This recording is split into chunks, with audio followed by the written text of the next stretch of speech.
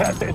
Hey guys, it's Will from Tested. I'm here today to talk about making consistently awesome coffee. The secret: measure everything accurately. Normally when people measure coffee, they use this. This is a scoop. It measures by volume, not mass.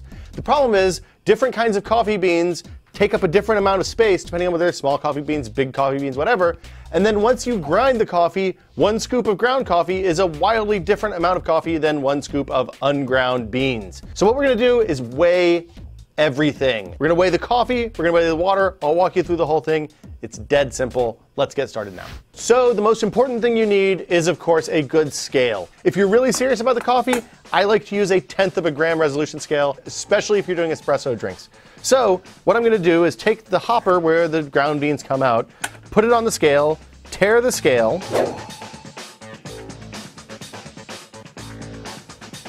So it's 0 grams, boom.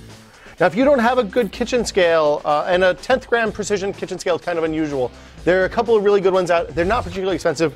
Look at the bottom third for the product name and URL and all that stuff. Okay, so here's my 18 grams of coffee. I'm dumping it in the grinder.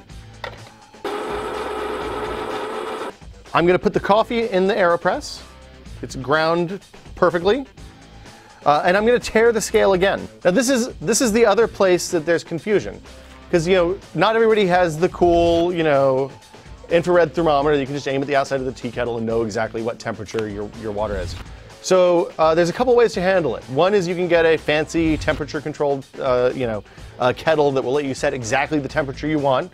The other thing you can do is actually just count the amount of time it takes from when you turn off heat to get the appropriate temperature. So you measure it once, and then you just know that, you know, 20 seconds after you turn off the burner, your water will be at the appropriate temperature, whatever. That requires a little bit of work up front, but once you do it once, you're good forever, and eventually you kind of get a rhythm for the whole thing. The next step is to actually add the water. I generally like about 250 grams of water in my 17 grams of coffee. I'm gonna pour that right now. I'm just watching the scale.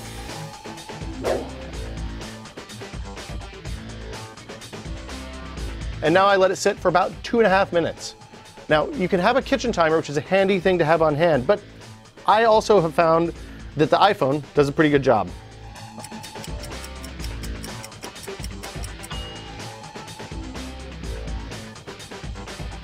So while I'm waiting for my coffee to cool so I can have the first sip, let's reiterate.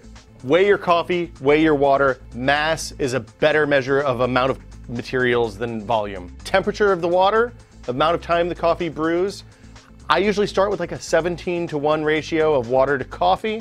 You can go up and down from there. I actually like to keep a notebook and keep notes of what I do day in, day in, day, and how much I like it, how well it works. So while I go enjoy my coffee, you guys make better coffee at home. For Tested, I'm Will. See you guys next time.